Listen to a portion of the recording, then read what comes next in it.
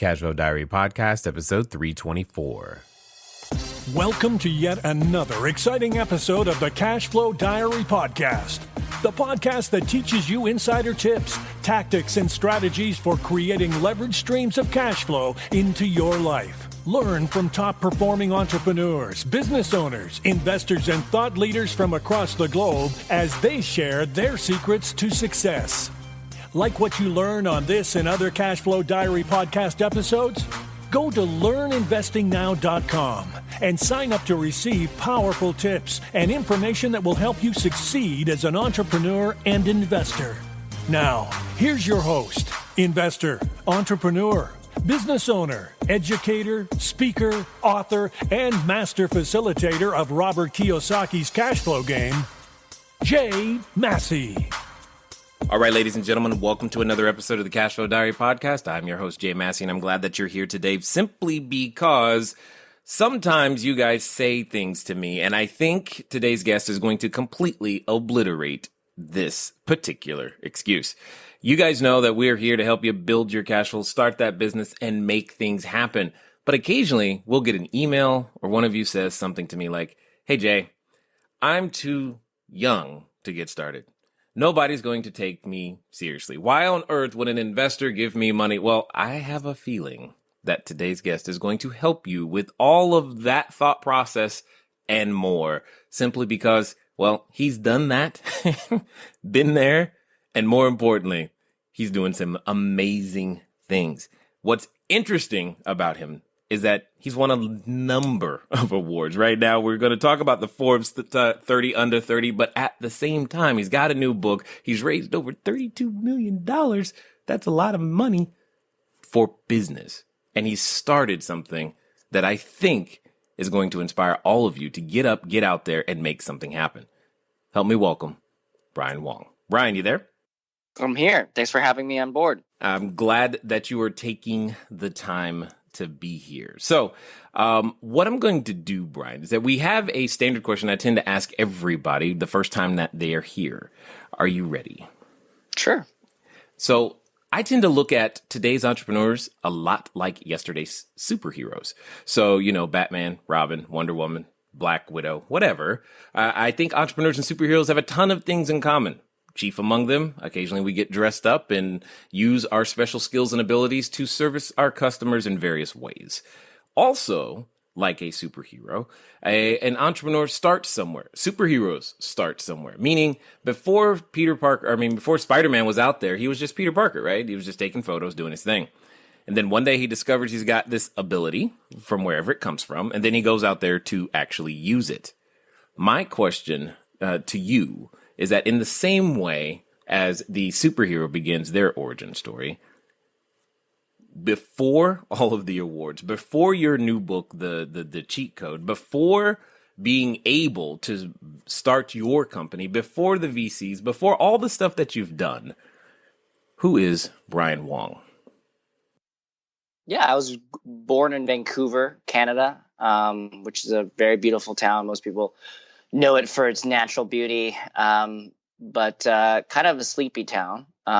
It's comfortable. You can ski, and play tennis and golf in like the same day. It's just like a great outdoors town. I was a little annoying kid that played a lot of video games, very loud. I played a lot of Counter-Strike. Nice. Got called out in class for being the loudest one all the time. And I also played ice hockey growing up. Very cliche for being Canadian. I was going to say, that's kind of normal, right? It's normal. I mean, because Vancouver rains a lot. So you kind of have to pick an indoor sport. And it's either going to be basketball, which I'm not 6 feet, so it's not going to happen. Or hockey, which naturally I'm not even that buff either, but I was able to compete because I was quite agile and quick. So that's the sport I played growing up. Things started to really, it was gradual, sort of the growth, I guess, as a person. It started actually in grade 1. My teacher thought that I was spending more time teaching other kids in class than listening. And instead of getting mad at that, she said, "Oh, this is probably an indicator that you're gifted." An alternative term for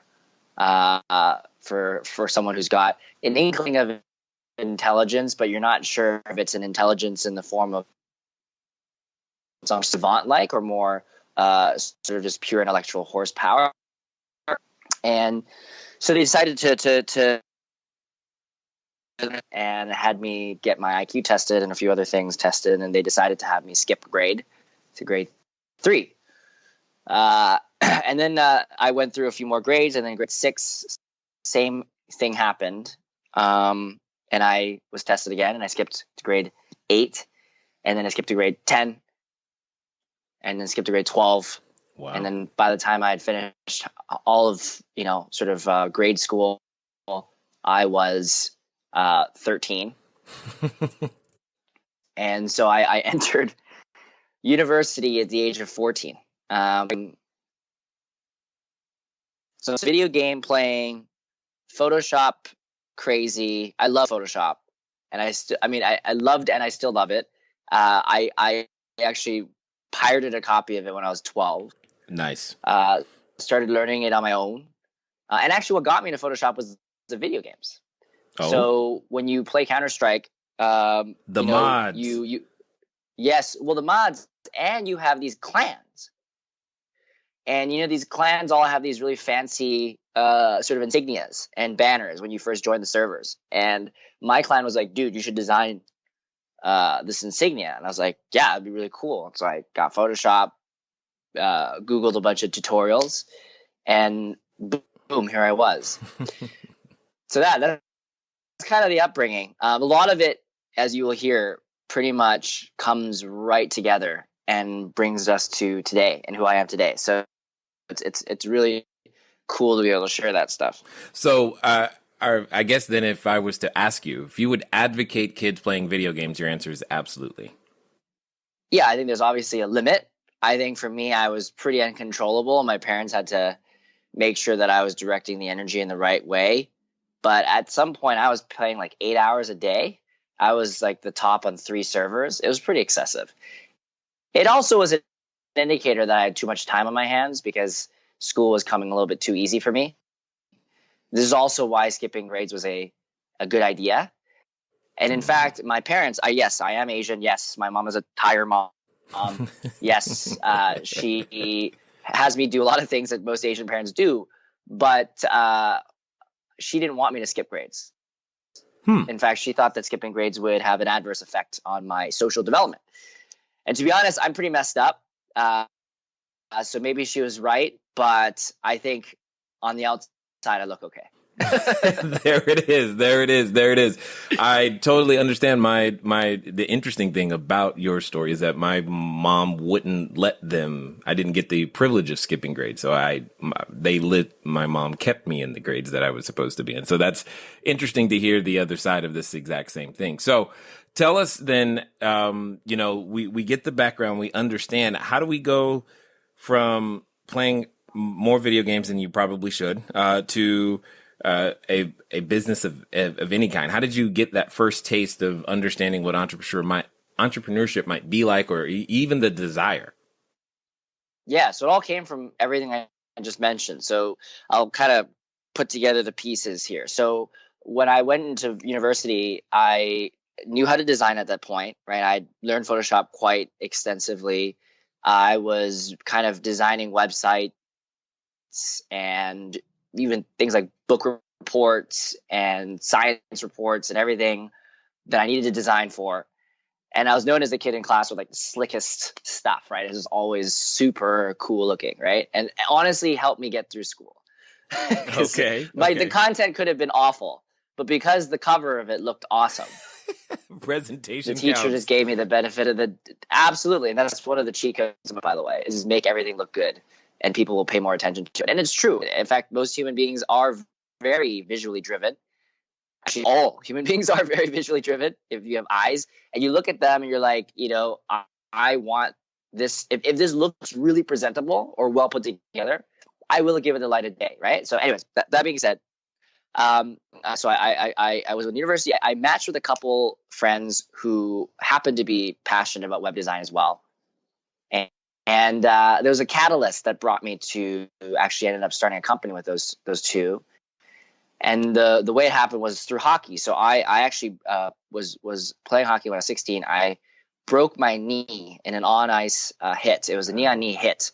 I was in a wheelchair for a month and then crutches for a few months after. And when you can't move, you kind of have a few choices. One is you could play a lot of video games, which I was already doing.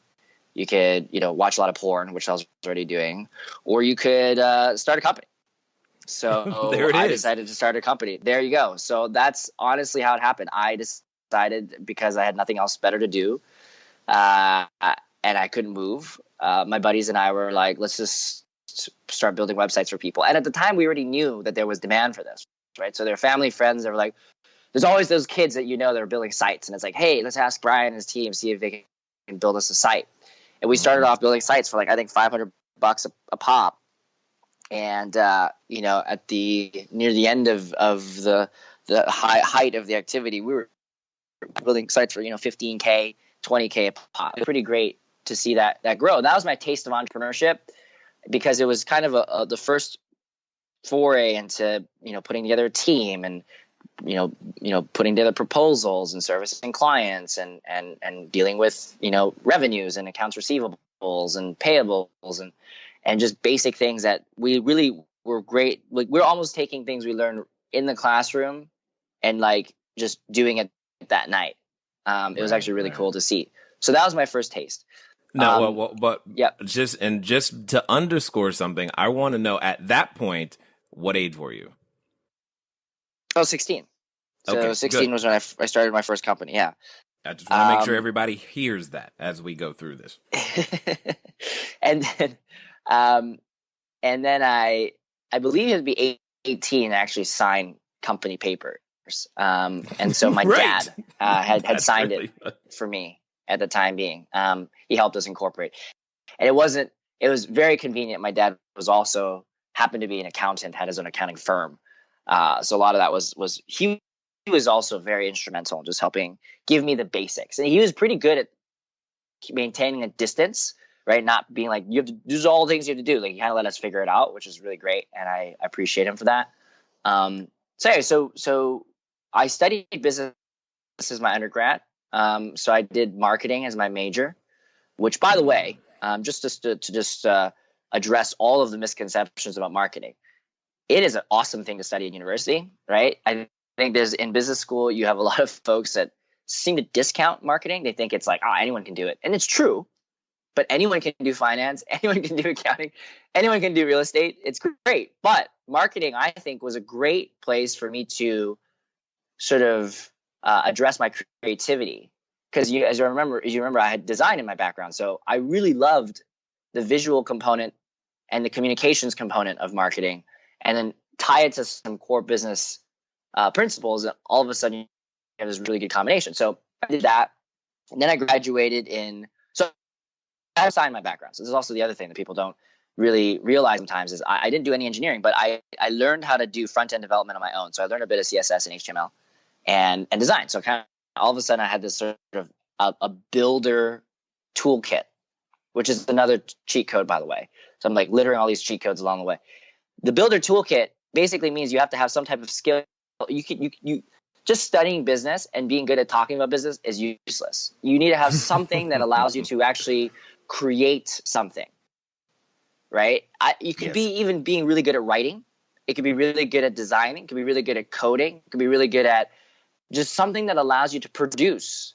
Because if you don't produce, you're just talking head and you can't start anything. Ultimately, when you're starting a company, you have to produce something from scratch, right? So, regularly you need to have that ability to do it. And if you rely on everyone else, oh, hey, here's what I think the design should look like. Can you design it for me? That doesn't work really early on. So anyways, fast forward to 2009 is when I graduated. The economy was pretty bad, if you recall. And one of the things that I realized was I needed to get out of Vancouver.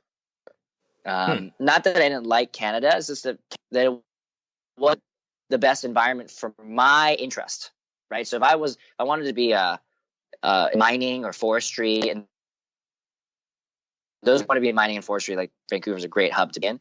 And I was like, I obviously loved tech because at the time I had already kind of had my taste of, building sites, and obviously through BBSs and forums, I had interacted with people all over the world, and had figured out that tech was the thing that I wanted to do. And Silicon Valley is this, fairy tale land that you hear about. If you've never visited, there's no idea. Like I had never been to California up until that point. And mind you, at that point I was 18. I'd never been. My foundations were really family. We didn't come from a privileged background, and so the most economical vacation was to go on a camping trip. So going to California wasn't something we had done. So I decided to take all the money I'd saved and decided to go around and travel a bit. So I took a bit of a half gap year. I went to San Francisco, LA, New York, Chicago. I emailed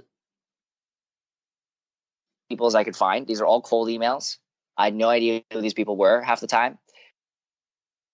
They had no idea who I was. I knew who they were. Sorry. And I guessed their email addresses, and it was a numbers game. A bunch of people responded. One of them happened to be this guy, Kevin Rose, who started Dig.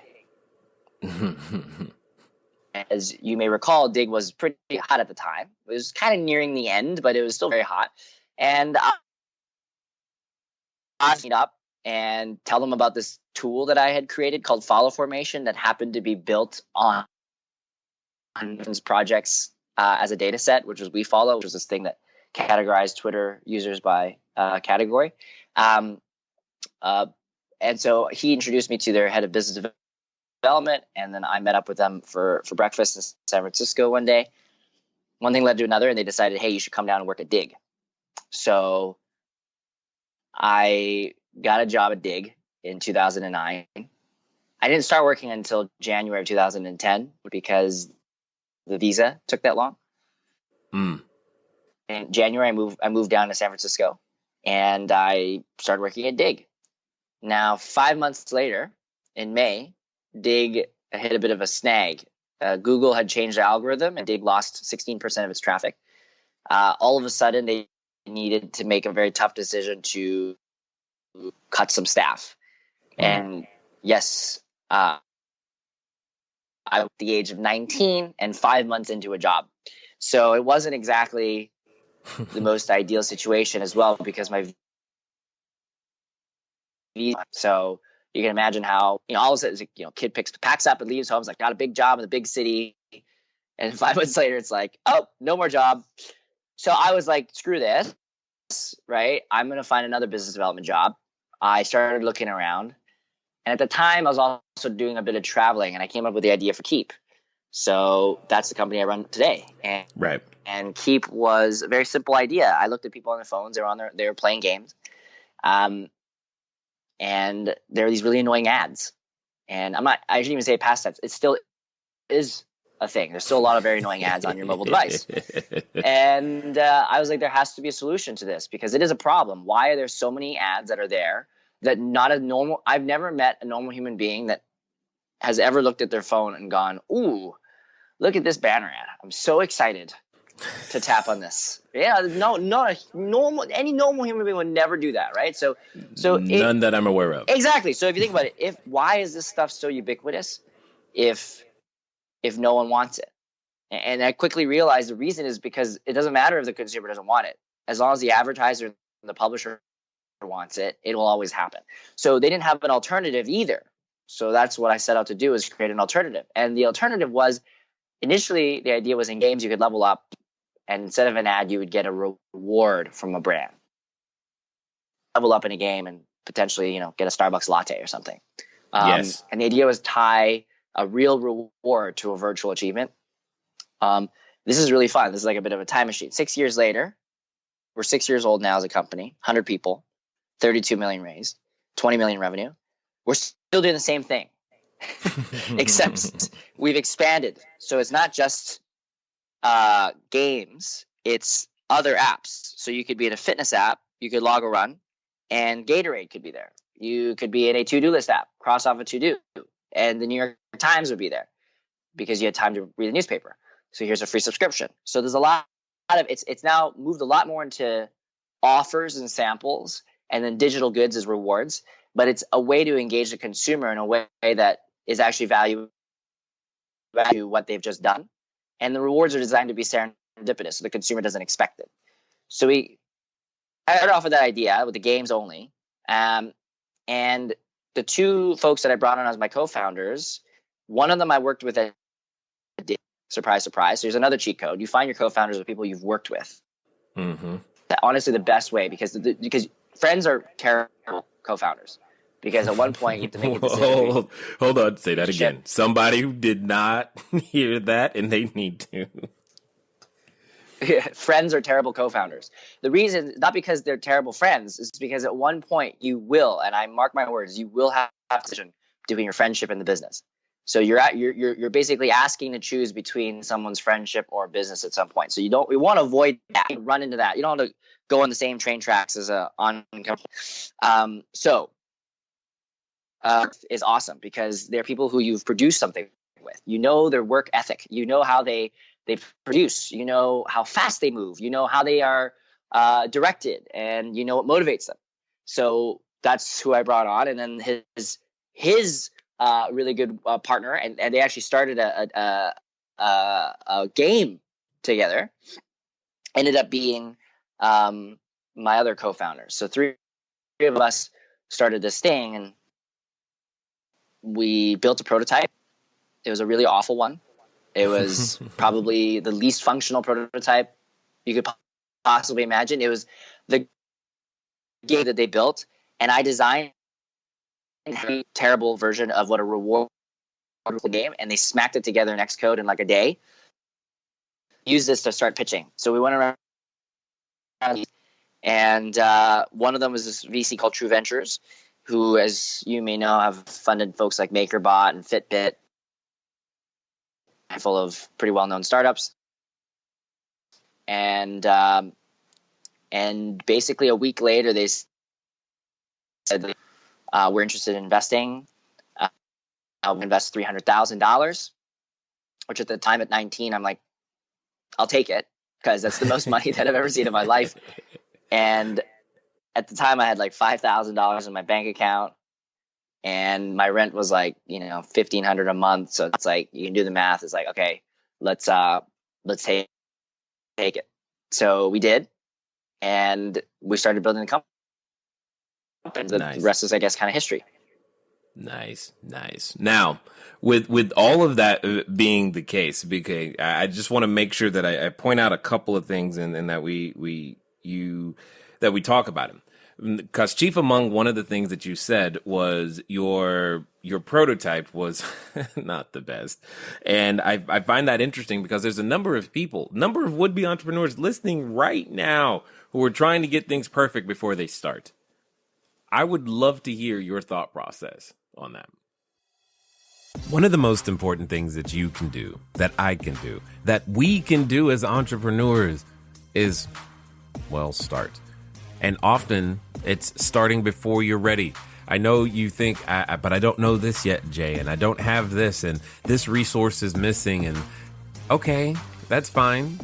You never have it all together. It doesn't happen. It's kind of like having kids. You're not really ready for it until you just have to realize it's time to adapt or die. What am I trying to say to you today? I am saying, go, please, do your business. Start. It's not going to get any easier by waiting and delaying. If you want some insight on how moving at the speed of instruction, and more importantly, going with the strength you have, or dare I say, starting before you're ready, what that can look like for you, feel free to pick up a copy of my book, Cashflow Diary, 10 Steps to Creating Wealth in Any Economy. Go to cashflowdiary.com/free book. Again, cashflowdiary.com/free book. Pick it up, then read it. And for those of you who like the audio books of things, if you do that same thing, put your name and email address, you get a special offer on the audiobook. Again, cashflowdiary.com/free book. We'll get you taken care of. Now, let's get back to the rest of the interview. I mean, we've heard this so many times, though. If you're not, if you're not showing out as your prototype, you've probably waited too long. You kind of want to push things out early and quickly, because you never know, the type of feedback you're going to get. You in your head might imagine the Taj Mahal, but you can't, invest all that time and energy into making it absolutely perfect so early, because it will change. It will change. And it's okay. It's expected for things to be a bit rough around the edges. In fact, when you look at even early investors, and I'm talking about the investment route, I mean, there's other folks I'm sure that are listening that want to bootstrap, and that's okay. Like, it's totally fine. Either way is fine. It depends on the business you're running now. Go into this for hours, but brief on this is your investors are trying to believe in you, believe in your team, believe in your perseverance and your ability to follow through. It's not necessarily the first thing you showed them. Absolutely, and that's really what I was hoping you would say, because I found that to be very, very true. Now, you have distilled a lot of your experiences, because you've had a number of them, and we would say at a relatively young age. I've started this particular episode by mentioning the fact that one of the questions that I know I get, especially when someone's looking to start in real estate, oddly enough, is, "Hey Jay, I can't get I don't think investors are going to take me seriously because I'm too young." I would love to know if that was a thought that was ever in your mind, but more importantly, what would you say to that person who has that thought process? Address it head on. Your youth is actually your advantage right now. You can thank Kiip and Evan Spiegel are, that well under the age of 25 had already built multi-billion. Is basically what I'm saying. In the past, it's easy to off the age piece because you didn't have the access to knowledge or information or experience to get you to where you are. But today, the timelines have compressed to a certain spot very quickly. So your youth is your age. The other thing is, people look at you, they expect you to be innovative. Like, I walk into a room, people want me to be the one who has all these crazy ideas. That's the whole point of being young. They want to hear that stuff from you. So it's actually an advantage. And you can say all you want, but if you have a great idea, you produce, and you have a great work ethic, and you're smart about it, they shouldn't question your age. In fact, people who consistently judge you by your age are probably not going to be successful in business that much longer. And I can bet on that. So you almost want to be selective. Be like, if people are going to be that obsessed about your age, cut them out of your life. If there are folks that will give you the light of day and don't even mention it, and especially parts of the world like Silicon Valley, age never comes up. It never comes up, right? It's almost like it's not even a novel. It's almost expected, right?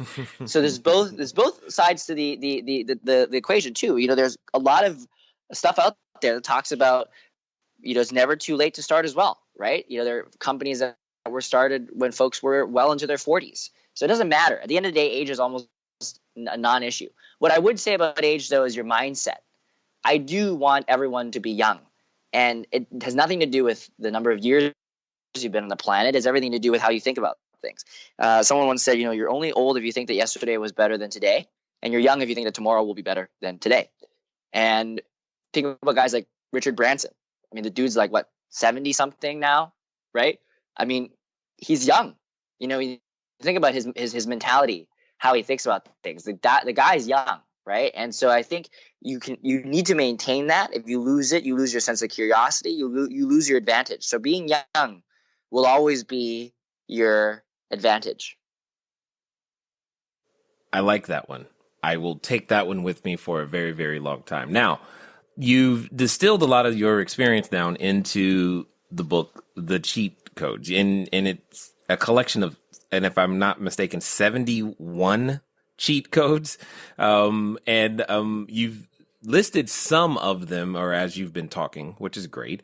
I'm curious to say, if out of the 71, because we clearly don't have time to do that, what would you say would be the top, I don't know, 7? Yeah, so I'll quickly go through a few. The book, just to quickly explain it, is not advocating for you to cheat through life. The title was designed to be controversial. Okay. It's a nod towards cheat codes from video games. You and I know this is super obvious, but others may not. It's That's also a bit self-filtering. Honestly, if you don't even know what a cheat code is, you're probably not supposed to read this book. Not Right. to be offensive or anything. Right. So anyways, it's designed to help you get into the right mindset and to understand the advantages you already have, and really to get people to do things. The challenge is, we have all heard this advice, follow your passion, like all this stuff. And it's like, yeah, I know, I've heard that 1,000 times before. But what do you mean by follow my passion? I can't wake up in the morning and be like, I'm following my passion now, right? It's like there has to be a step-by-step where you start to just do things that help you find it, or help you just do it without even realizing you're doing it. And these are the cheat codes. So the first cheat code, it's one of my favorites, is follow your superpower. And to find your superpower, sorry. And what I mean by finding your superpower is there comes a point in your adulthood where you stop focusing on fixing your weaknesses and you strengthen your strengths. So when you are younger, of course, you get a B or C in math, and all of a sudden you get like 10 tutors thrown at you, and it's like, you could put as many tutors as you want on me. I'm never going to be a calculus expert. This is not going to happen. But there are things that I'm really good at. Like, I'm really good at getting people super excited about stuff. Like, I'm really good at communicating complicated concepts in a simplified fashion. These are things that I do really well, and I do that every day with investors, customers, employees, you name it. And I put all my resources to making that the best. So it's about energy allocation. You can spend all this time trying to make something that you don't like or feels like a chore really good, but it's just stupid. So that's the first favorite, not the first one in the book. The second is to tap into the power of email. What I mean by this is the key to everything you want in life, and that is, money, fame, power, good-looking spouse, whatever it is that you want, is all going to be achievable through cold emailing and cold LinkedIn adding. And you might think I'm kidding, but it's true. I'm listening. You can go on email and you can guess anyone's email. What did I mention about when I first went down to California, right? Like, I emailed a whole bunch of people. I do that every day. Actually, I just did this yesterday at my flight down to LA. I was banging out like 12 cold emails for combination folks here, and then in Boston, I'm heading Boston on Monday. And I've already gotten like 6 responses. I think my response rate is a little higher these days for other reasons, but in the early days, you'll get, maybe 1 out of 10. And you want to tell them that you want to learn from them and that you want to help them. Both things are critical. And helping them could come in the form of many things. Like, I think your mobile strategy needs a lot of work. And most of the time, these people already know this. They know they need help, but they may not have the person who's plugged in enough, i.e. you, being a young person, you are very plugged in, to help them with it. Or even give them some thoughts. And you have no idea how open-minded these folks are. Usually these very senior VP, SVP, C-level executives built their careers on being really, really good listeners and really nice people. It's true. You have the occasional less asshole, than nice person. That's the exception. That's the exception. I knew that was coming. Yes. That's the exception. So don't use that as a norm. Just because it seems like a lot of successful people are not so nice, it doesn't mean that that's the case. Most of them are actually very, very nice. Perfect example, like I cold emailed Ken Chenault, CEO of Amex. 6 months later, they invested in Kiip. I told them we needed to help them with their mobile rewards strategy. Membership rewards has not really done much in mobile. It's just the same thing. The opportunity to change the dynamic. We worked on a project with them. It's been great. But Ken is like the nicest dude, super nice. Will give you the time of day if he's not on his jet, and just really, really great to see that type of stuff happen. Anyway, so cold email, I digress. Cold LinkedIn adding is like Tinder for business. You just find people, just add them. Now, I don't recommend you spam people that are irrelevant to you. You want to add people that you can add value to as well, and then you go from there. And if people accept your request, they've looked at your profile, they probably want to talk to you, and that's great. It's like Tinder. They match, they swipe right on you. Obviously, she wants to talk to you, so it's great. So just take that to your advantage. So that's the second cheat code, is tap into the power of email. Okay. The third is to never learn the rules. What I mean by that is not exactly not knowing the rules at all. It's more being selectively unaware of those rules. And I'll give you examples. So take poker. Let's say there's a game, and just like the table's got everyone's experience, knows everything up and down, and you got one person who's there who has no idea what they're doing. The others don't know. But that person will throw everyone off for at least the first 2 rounds, maybe 3. They have a temporary advantage just not knowing what the hell is going on. And that actually really helps in some industries. It's got a lot of established rules, because everyone's so busy thinking that everything else is working the way it's supposed to work, that when you're the one that comes in doing it the other way, you will have a temporary advantage. If you can hold on to that and convert it to something else, it's a really, really good thing. And so Kiip, for example, I had no idea just how messed up some parts of the ad industry is. Not all of it is. Some parts are messed up. I had no idea. And if I had known all of that stuff, it would have probably prevented me from actually entering, because it's a lot to handle. So I think being blissfully unaware is actually a good thing. That's the third cheat code. The fourth, one of my favorites, is go to museums. This is actually one of the chapters. It says go to museums. The reason why I mention this is representative of constantly seeking inspiration. A lot of entrepreneurs forget that you do need a constant stream of inspiration and data to keep you innovative and keep you inspired. Museums are a cheat code in and of themselves. It's one of the most classic cheat codes. It's every possible great piece of creativity basically in one place. And these people could be all over the world. They could have cultural perspectives from anywhere, and you go there and boom, you get to see it. You get to see the product of what all of they were high, so you don't have to be high. So it's great. It's like fantastic things. So you get to see all this greatness in one place, and it's awesome. Got it. And so it's really important to again, keep yourself inspired. So there's a lot. I could go on. No. I got it. I just wanted to get an idea of some of the things that you were that were in the book, because some of the ones there, when you were talking, I was like, yeah, I've done that, or I didn't do that, or there's some others. And I just like the idea. Well, I like the idea of cheat code because I like video games more than I should. But that at the end of the day, I wanted everyone to know that this information is out there, and that there's something that they can do to begin to have their own advantage or advantages to being able to make this their book is business not work. designed to be an end all be all, like read the book and your life will be complete. It's more designed to be a thing that kicks you in the butt to just start doing things right away. And that is critical for an entrepreneur.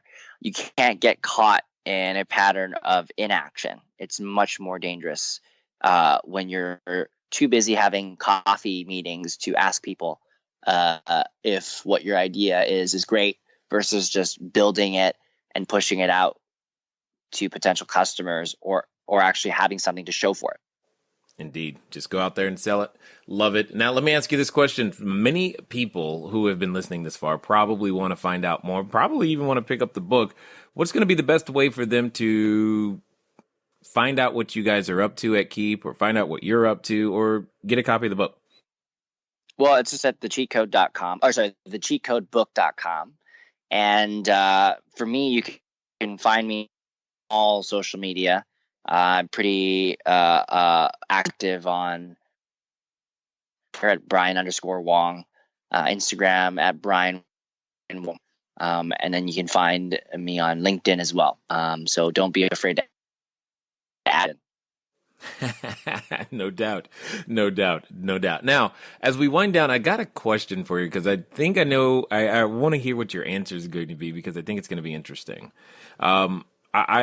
I'm almost certain that someone listening is in this particular category. They're standing in front of the superhero outfit store, if you will, Brian, and they're thinking, hey, I want to do this entrepreneur thing. Yet in the back of their head, they have this voice that comes up anytime they want to do something great, or anytime they want to be more than their present place. And for some of them listening, they're actually related to that voice, and it keeps coming up over and over and over again. But that idea won't leave them alone. They've been infected with the entrepreneurial spirit, if you will, but maybe they're still kind of stuck, or just still considering it, like you were talking about with the coffee meetings. My question to you would be simple. If you knew in the next, say, 24 to 48 hours that they would actually do what you were going to suggest, that they would physically go do it, what would you tell them to do? Good luck, and realize it's not putting on a superhero outfit. Unfortunately, it's a lot harder than that. I know you're just saying that for effect, but this shit is hard. Pardon my French. It's not easy. It is not glamorizable. It is not something that people should be looking at as a way to show off.